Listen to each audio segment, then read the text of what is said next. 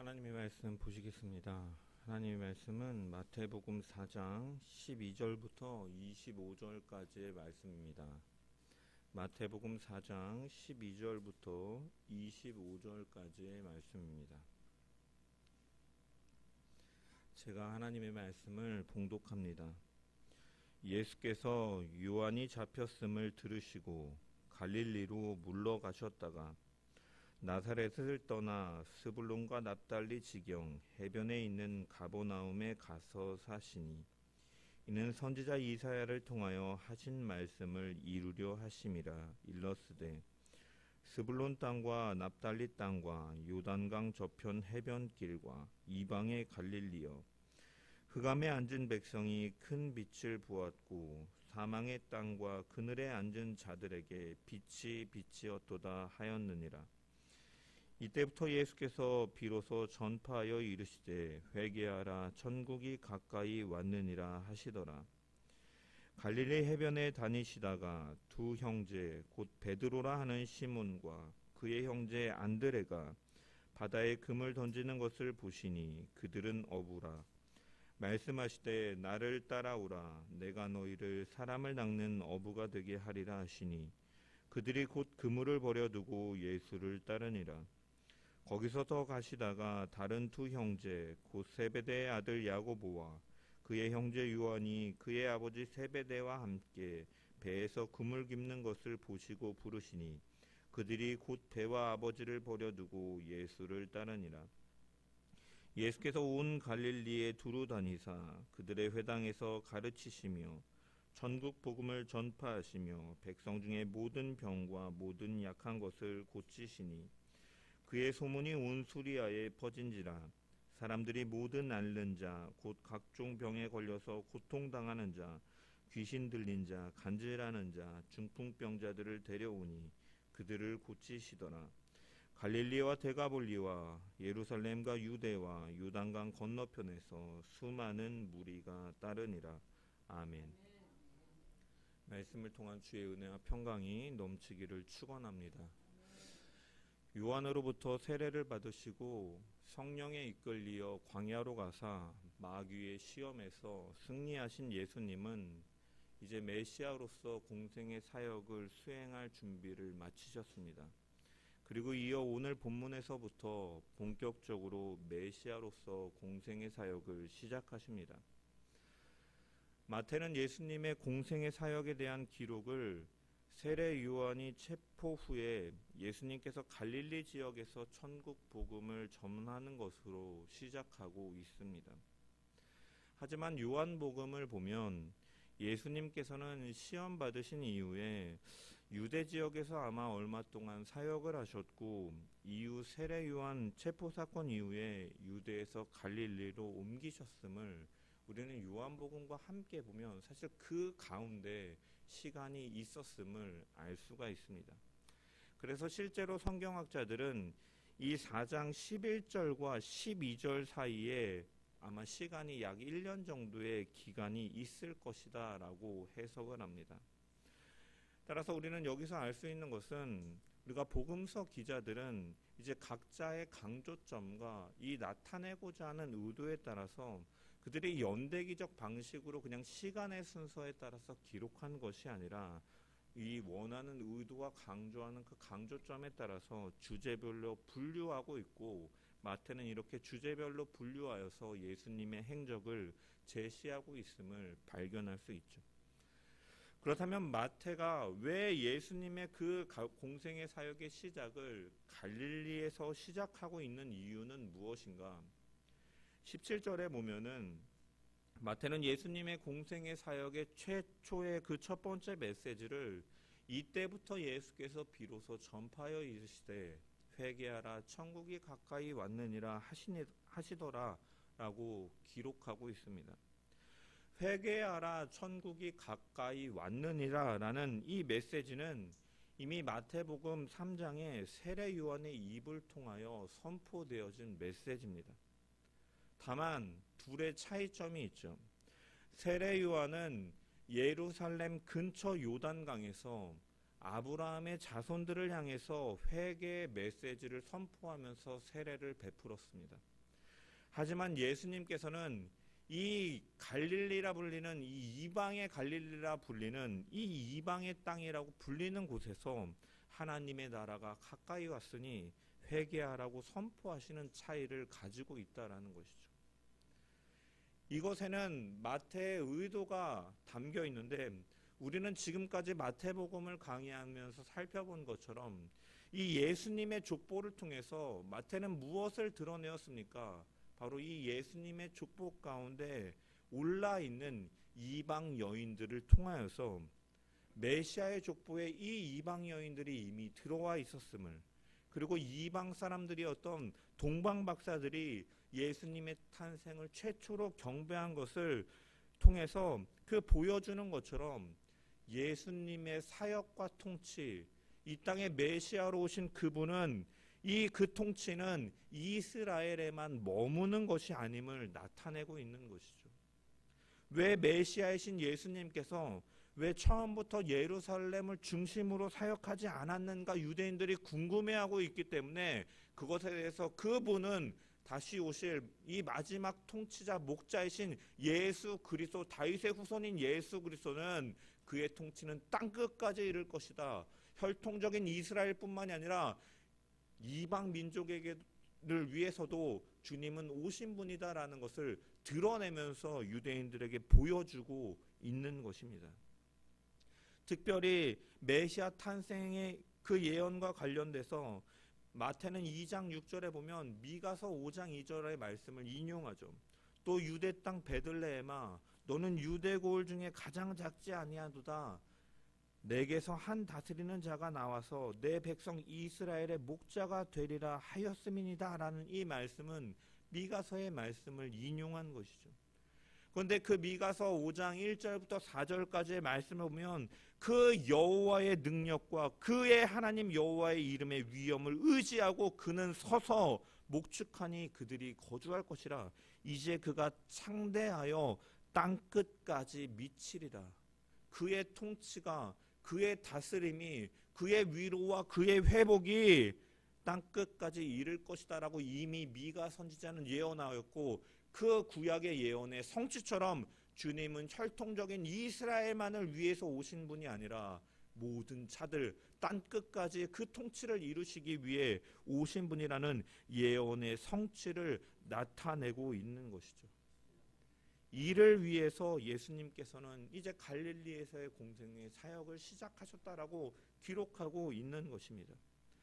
오늘 본문 12절에서 13절의 말씀을 보면 예수께서 요한이 잡혔음을 들으시고 갈릴리로 물러가셨다가 나사렛을 떠나 스불룬과 납달리 지경 해변에 있는 가버나움에 가서 사시니라고 기록되어 있습니다. 여기 잡힘이라고 번역된 헬라어 원형 파라디도미라는 단어는 주로 이제 공관복음에서 어떤 때 사용되냐면 이제 권력기관에 어떤 사람을 넘겨주었을 때 이 대가를 받고 사람을 팔 때 사용하는 단어입니다. 그리고 본문에서는 이제 수동형으로 기록되어 있음을 통해서 이 요한이 이제 이 권력을 잡은 자 헤롯 왕의 손에 사로잡혔음을 보여주고 있는 것이죠. 그렇다면 헤롯은 왜 요한을 잡았는가?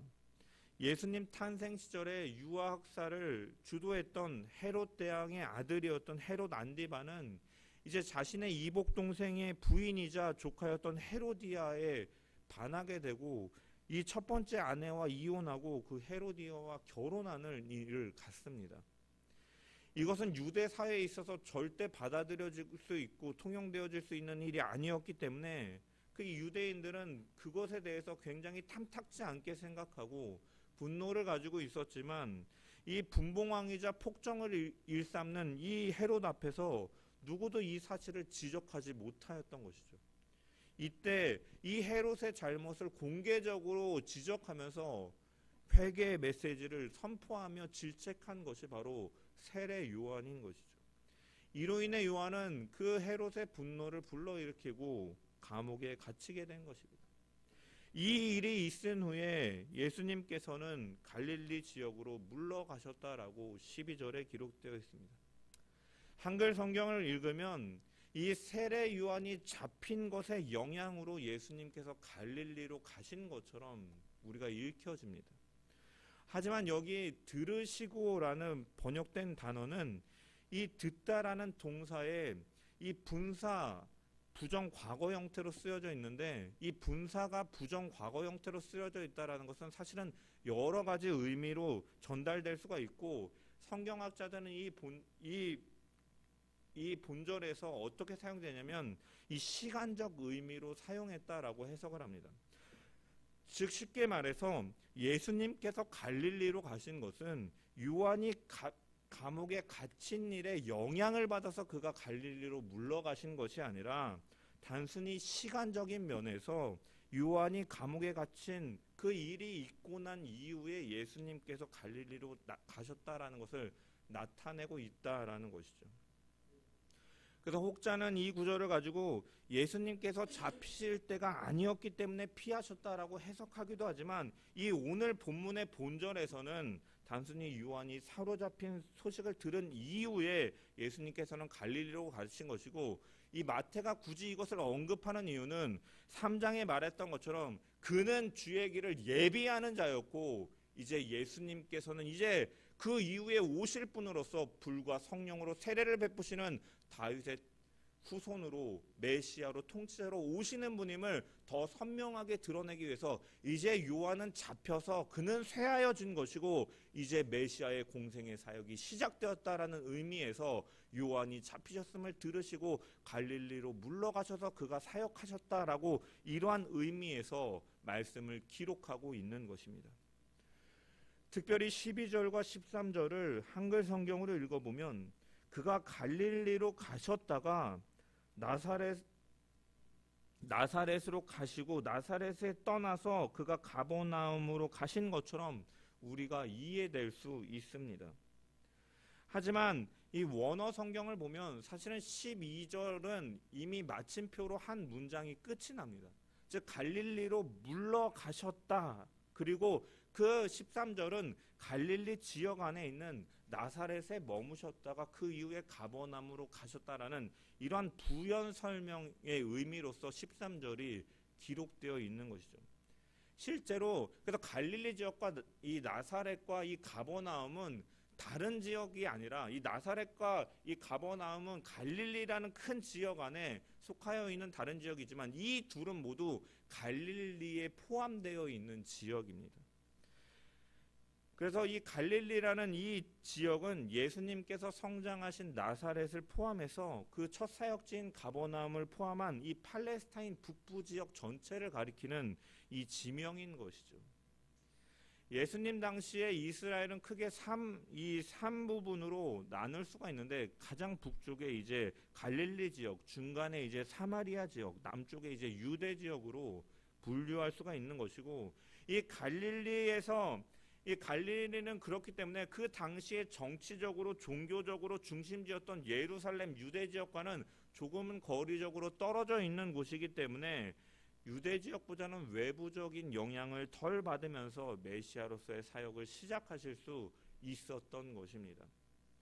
또한 한편으로는 마태가 예수님의 사역이 시작된 것이 갈릴리라고 하는 것은 이사야 선지자의 말씀을 이루려 하심이다라고 본절은 또한 밝히고 있죠. 14절부터 16절의 말씀을 보면 이는 선지자 이사야를 통하여 하신 말씀을 이루려 하심이라. 일러스되 스불론 땅과 납달리 땅과 요단강 저편 해변길과 이방의 갈릴리여, 흑암에 앉은 백성이 큰 빛을 보았고 사망의 땅과 그늘에 앉은 자들에게 빛이 비치었도다 하였느니라 라고 하면서 이사야서 9장 1절과 2절의 말씀을 인용하고 있는 것입니다.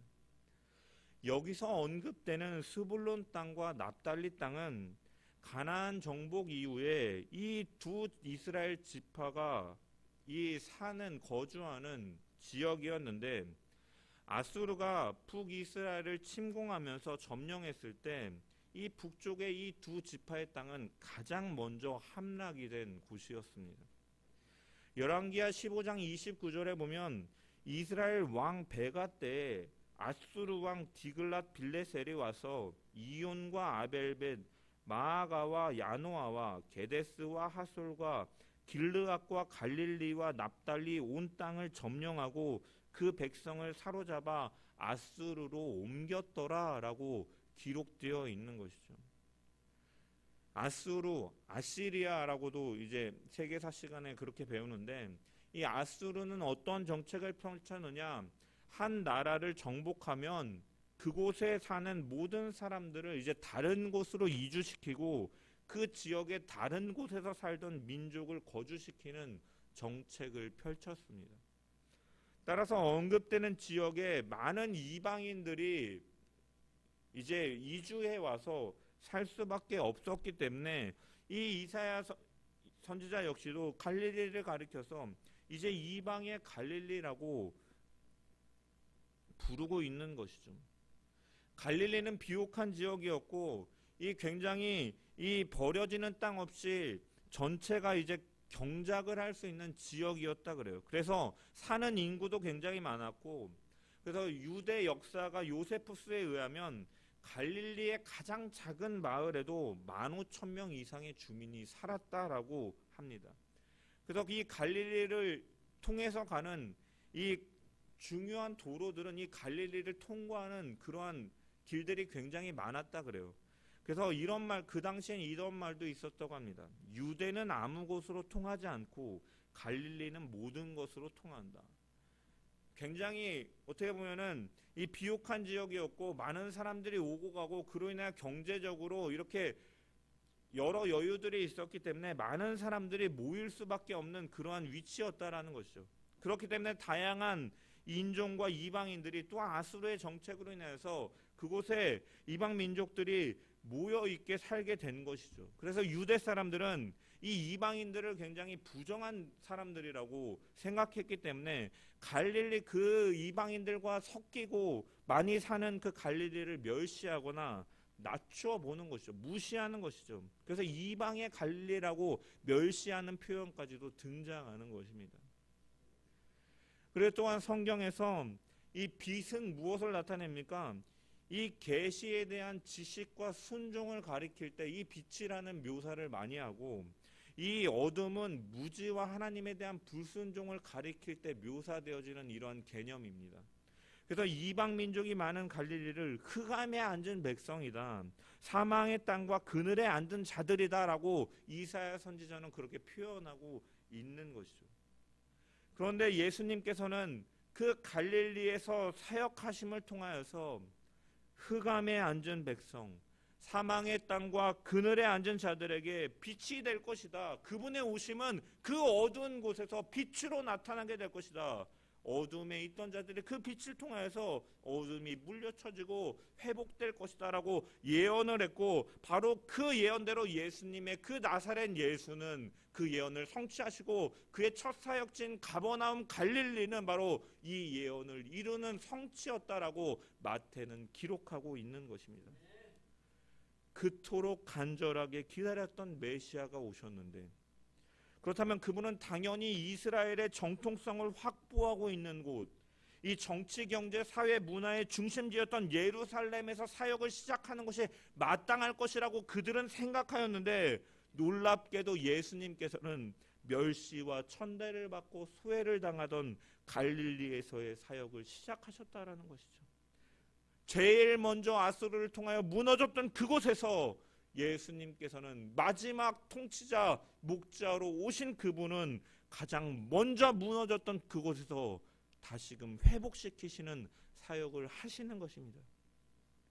이처럼 주님께서는 똑똑하고 거만하고 중심에 있던 사람들이 아니라 버림당하고 고통당하고 멸시당하고 천대받고 동족으로부터 이방인 취급을 당하는 그런 자들과 함께 하시며 그들을 위하여 사역을 시작하셨다라는 것이죠. 내가 의인을 부르러 온 것이 아니라 죄인을 불러 회개시키러 왔노라. 주님께서 말씀하신 것처럼 흑암에 앉은 백성에게, 사망의 땅과 그늘에 앉은 자들에게 빛으로 오신 주님이신 것입니다. 우리를 주님이 찾아오셔서 만나주시고 믿음을 주신 것은 우리가 잘나서나 우리가 자격이 있어서나 우리가 의로워서나 우리가 착하고 선하기 때문이 아닌 것이죠. 우리는 모두 죄와 사망의 흑암 아래 있었던 자들이고 그 어둠 속에서 사실은 우리는 죽을 수밖에 없는 존재들이었다라는 거예요. 멸시당하고 비천한 처지에 있는 그 이방의 갈릴리, 그 흑암에 앉은 백성들과 같이 죄로 인하여 신음하고 버려진 우리 인생들에게 주님은 빛으로서 찾아오셨고 그 어둠을 물리쳐 주셨고 우리의 삶에 빛이 비춰 주심을 통하여서 빛은 곧 생명을 의미하기에 이제는 사망에서 벗어나 생명으로 살아갈 수 있도록 새로운 정체성을, 새로운 생명을, 새로운 인생을 우리 가운데 주신 분이 바로 메시아이신 다윗의 후손으로 목자로 이 땅에 오신 주님의 사역이었던 것입니다. 그 비천하고 자격 없는 나를 찾아와 구원하여 주신 주님의 사랑과 은혜를 기억하며 우리도 사랑만 받을 만한 자격이 없는 자였는데 사랑받았음을 기억하면서 주님의 마음이 바로 그 작은 자, 비천한 자, 어떻게 보면 이 땅에서 여전히 멸시당하고 소외당하는 그런 자들을 향하여 있음을 우리가 기억하면서 우리 역시도 그 하나님의 사랑을 흘려보냄을 통하여 높은 곳에서부터 낮은 데까지 한 곳도 예외 없이 하나님의 사랑이 전하여질 수 있는 축복의 통로가 되는 저와 여러분 되시기를 주님의 이름으로 간절히 축원합니다. 천국 복음을 전하시기 시작한 예수님은 제자들을 부르시고 계십니다. 18절에서 20절의 말씀을 보면 갈릴리 해변에 다니시다가 두 형제 곧 베드로라 하는 시몬과 그의 형제 안드레가 바다에 그물 던지는 것을 보시니 그들은 어부라 말씀하시되 나를 따라오라 내가 너희를 사람을 낚는 어부가 되게 하리라 하시니 그들이 곧 그물을 버려두고 예수를 따르니라 라고 기록되어 있습니다. 이 제자들을 부르는 장면에서 주님은 어떤 자를 제자로 부르셨는지를 발견할 수 있는 것이죠. 예수님께서는 제자들이 자신의 직업에 충실하게 일하는 현장 가운데서 그들을 부르셨다라는 거예요. 베드로와 안드레가 금을 던지는 것을 보신 그 상황 가운데서 베드로와 안드레를 부르셨고 21절에 보면 야고보와 요한이 배에서 그물 깁는 그것을 보시면서 그들을 부르셨다라고 기록하고 있습니다. 마태복음을 기록한 마태 역시도 9장 9절에 보면 예수께서 그곳을 떠나 지나가시다가 마태라는 사람이 세관에 앉아있는 것을 보시고 이르시되 나를 따르라 하시니 일어나 따르니라 라고 기록되어 있죠. 이처럼 예수님께서는 하나님께서 보내신 그 자리 가운데 성실하게 자신의 일을 감당하며 살아가는 자들을 주님의 제자로 또한 부르고 계신 것이고 또한 예수님께서 그 부르신 베드로를 생각해 봅시다. 여러분 그는 사실은 완전한 사람이 아니었습니다. 우리가 너무나 잘 알다시피 그는 학식이 뛰어난 사람도 아니었고 그는 어부 출신이었습니다. 혹자는 베드로가 어부였지만 가난한 어부가 아니라 굉장히 많은 어부들을 그 휘하에 둔 이 부유한 어부였다라고 주장을 하는 학자들도 있지만 하지만 그렇다 할지라도 어부가 사회적으로 존경을 받은 지위나 명예를 가진 위치는 아닌 것이죠. 거기다 그의 성품은 어떻습니까? 복음서의 기자들이 또한 성경을 통해서 드러내는 것처럼 그는 굉장히 충동적인 사람이었습니다. 예수님께서 잡히시던 날에 분을 참지 못하고 검을 들어서 그 종의 귀를 베어버리는가 하면 예수님을 결코 부인하지 않겠다 십자가를 예고하시는 주님께서 십자가를 예고하시니까 나는 주님을 끝까지 따르겠습니다. 결코 부인하지 않겠습니다 라고 소리쳤지만 그날 닭이 2번 울기 전에 예수님을 3번 부인하는 일도 같습니다. 그런 그를 향해서 주님은 요한복음 1장 42절에 보면 데리고 예수께로 오니 예수께서 보시고 이르시되 내가 요한의 아들 시몬이니 장차 게바라 하리라 하시니라. 게바는 번역하면 베드로라 라고 기록되어 있습니다. 게바, 베드로라는 이름은 이 반석이라는 의미를 가진 이름인데 주님께서는 시몬에게 그 이름을 주셨다라는 것이죠. 베드로는 우리가 알다시피 그 예수님께서 부를 당시에 견고한 바위처럼 흔들리지 않는 완전함으로 그가 신의를 가진 사람이 아니었다라는 것이죠. 하지만 예수님께서는 이 자신의 자리에 충실하며 거짓 없는 사람을 찾고 부르셨다라는 것입니다. 베드로가 완전한 사람이나 죽음의 위협 앞에서 끝까지 의리를 지키지 못한 자였다 할지라도 주님을 향한 그 사랑의 고백을 가진 그 베드로는 때로는 넘어질지라도 그 주님을 향한 사랑의 고백은 진심이었고 예수님께서는 자신의 사랑으로 변화될 수 있는 사람을 반석이라 부르시고 제자로 삼으셨다라는 것이죠. 그리고 주님께서는 누구든지 베드로와 같이 자주 실패하는 사람들까지도 용납하시는 분이라는 것을 알리시기 위해서 그들을 사도로 세우시고 부르셨다라는 사실을 우리는 기억해야 됩니다. 주님의 사랑은 베드로를 변화시킵니다. 전승에 의하면 복음을 전하다가 십자가에 거꾸로 달려 죽은 베드로와 주님을 부인한 베드로 사이에는 어떠한 일이 있었습니까? 주님의 십자가 사건과 주님을 부인한 것에 대해서 또한 두려워하며 낙심하고 실족한 베드로를 부활하신 주님께서 찾아가셔서 먹이시고 위로하시고 네가 나를 사랑하느냐 3번 부인한 베드로에게 다시 한번 그 기회를 주시면서 위로와 회복을 주신 사건이 바로 그 중심 가운데 있는 것이죠. 예수님께서는 우리를 주의 자녀로 부르셨습니다. 저의 모습을 생각할 때 때때로 주님 앞에 그러한 질문을 던질 때가 있습니다. 주님, 왜 저를 부르셨습니까? 더 똑똑하고 더 말 잘하고 더 일도 잘하고 훌륭한 은사를 가지고 있는 사람들도 많이 있는데 굳이 저처럼 보잘것없고 부족한 자를 왜 목회자로 부르셨는가 하면서 주님께서 나에게 무엇을 보시고 부르셨는가 스스로 볼 때 이해가 되지 않고 주님을 향해서 질문을 던질 때가 있습니다. 하지만 베드로의 실패에서도 주님은 베드로를 용납하셨고 그를 만지심을 통하여서 하나님의 위대한 일에 사용하신 것을 성경은 증언하고 있다는 거예요.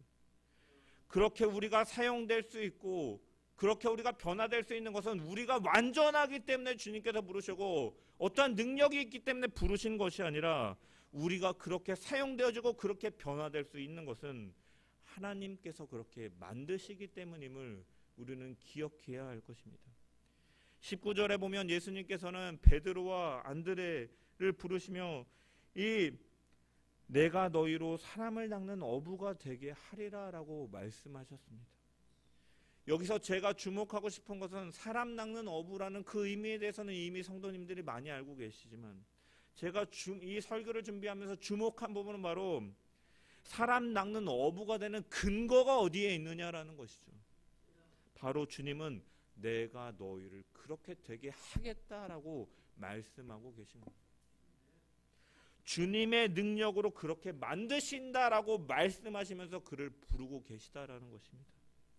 여기 만들다라는 동사 포이에소는 1인칭 능동형 미래 시제를 사용해서 내 말하고 있는 주체가 그 행동의 주체가 될 것이다라고 말씀하고 계신 것이에요. 즉 주님께서 하신다라는 의미인 것이죠.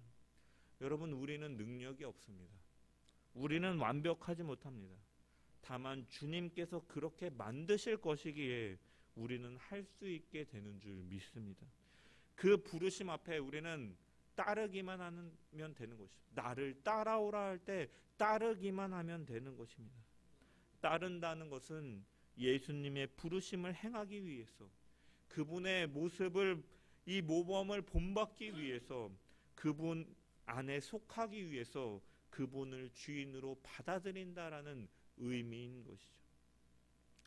지금까지 나의 계획에 따라 스스로 인생을 결정하고 책임지는 삶을 살던 것에서 돌이켜서 모든 것을 예수님께 맡기고 오직 그분의 뜻만을 쫓아 살아가는 결단으로 주님을 사랑하고 주님 앞에 충실하게 하나님의 일을 기대하며 따라가는 저와 여러분 되시기를 주님의 이름으로 간절히 축원합니다. 예수님을 따른다는 것은 예수님께서 목자로서 오신 그 목자의 심정을 가지고 행하신 일을 따라가는 것이 바로 제자로 따르는 길입니다. 23절부터 24절의 말씀을 보면 예수께서 온 갈릴리에 두루 다니사 그들의 회당에서 가르치시며 천국 복음을 전파하시며 백성 중에 모든 병과 모든 악한 것을 고치시니 그의 소문이 온 수리아에 퍼진지라. 사람들이 모든 앓는 자 곧 각종 병에 걸려서 고통당하는 자 귀신 들린 자 간질하는 자 중풍병자들을 데리고 오니 그들을 고치시더라 라고 기록되어 있으니 이것은 오늘날 교회 주님의 제자된 우리가 힘써야 할 일이 무엇인가를 분명히 보여주고 있는 것이죠. 예수님은 가르치시고 전파하시고 고치셨다라고 이 메시아의 사역을 이 마태는 요약해서 드러내고 있는 것이죠. 예수님은 회당에서 가르치셨습니다. 구약 성경에 예언된 메시아가 바로 자신임을 말씀을 가르치시면서 드러내신 것이죠. 율법이 의미하는 바가 바로 예수님을 가리키는 것임을 드러내셨습니다. 이처럼 가르침은 눈을 뜨게 하는 것이죠. 예수님을 그 가르침을 통해서 하나님 나라를 바라보게 하시는 것입니다. 그 눈을 뜨게 하는 것이 바로 성경의 말씀이고 따라서 제자된 우리 역시도 우리는 말씀을 지속적으로 배워야 되고 그 말씀을 또한 세상 가운데 나타내며 하나님 나라를 바라볼 수 있도록 가르치는 역할을 우리가 해나가야 된다는 거죠. 또한 예수님은 천국 복음을 전파하셨습니다. 말씀을 디다케와 케리그마라고 구분을 하는데 이 케리그마는 이 디다케는 이제 설득해서 이해를 가져서 그것을 받아들인다라는 성격이 있는 반면에 이 케리그마는 선포의 측면입니다. 즉 선언하는 것이죠. 태초에 하나님이 천지를 창조하셨느니라. 하나님이 어떠한 분이시고 하나님께서 어떠한 창조를 가지셨는지 이것을 구구절절히 설명하면서 성경은 말하고 있는 것이 아니라 이것은 너무나 당연한 일이기 때문에 창세기 1장 1절은 선언으로 시작하는 것입니다. 하나님이 천지를 창조하시고 하나님은 사랑이시고 죄의 싹은 사망이고 오직 하나님께로 나아갈 수 있는 유일한 길이요 진리요 생명이신 그분은 오직 예수 그리스도 한 분 외에는 다른 이름은 없다라는 이러한 진리는 결코 타협할 수 없는 진리이며 이것을 우리는 분명히 선포하며 드러내며 살아가야 되는 것이 바로 제자의 삶임을 또한 발견할 수가 있는 것이죠. 또한 예수님께서는 가르치시고 전파하시고 고치시는 사역을 하셨습니다. 모든 병과 모든 약한 것을 고치셨습니다. 여러분 이것에는 무엇이 담겨 있습니까? 예수님께서 그들의 아픔을 보셨고 그들을 위로하셨고 그들과 함께 하시며 그들을 회복하셨다라는 의미인 것입니다.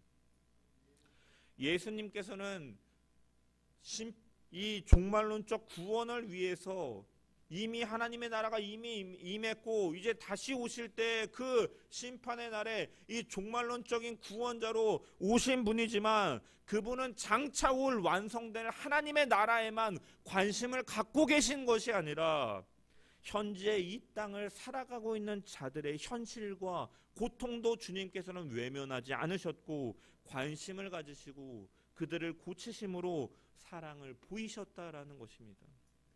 마찬가지로 우리가 이 땅에 살면서 우리는 우리의 도움의 손길을 기다리고 필요로 하는 이들에게 사랑 베풀기를 힘쓰며 살아가야 되는 것입니다. 주님께서는 이러한 사명을 하셨고 사역을 하셨고 우리에게 그러한 일들을 맡기신 것입니다. 이 가르치고 전파하고 고치신 이 3대 사역의 동사를 마태는 현재 분사 능동태로 기록하고 있습니다. 현재 분사로 기록했다라는 것은 이 세 가지 사역이 예수님의 공생의 사역이 끝날 때까지 계속해서 이루어졌다라는 것과 나아가서 예수님의 이 사역이 예수님의 죽음과 부활과 승천 이후에도 성령을 받아 주를 따르는 자들을 통해 계속되어야 함을 말씀하고 있는 것입니다. 주님은 흑암 가운데 있는 우리에게 빛으로 오셨고 우리를 제자로 부르셨습니다. 이것은 오늘날 우리에게 편치 않는 사명을 일깨워 주는 것입니다. 우리가 자격 없는 자였는데 주님께서는 찾아오셨고 우리가 완전하지 않아도 주님은 그 사랑으로 만들어 가시며 이 일을 이루시는 분임을 믿습니다. 따라서 우리는 그 주님을 향해서 따라가는 저와 여러분 되기를 주님의 이름으로 간절히 축원합니다. 우리는 오직 주님을 사랑하고 그분이 우리를 만져가실 것과 능력 주실 것을 기대하면서 그저 주님을 주인으로 모시고 따라감을 통하여 제자된 자들로 빚어져가고 주님께서 가르치시고 전파하시고 고치신 그 사역을 주님 다시 오시는 그날까지 이 땅에서 나타내는 저와 여러분 되시기를 주님의 이름으로 간절히 축원합니다.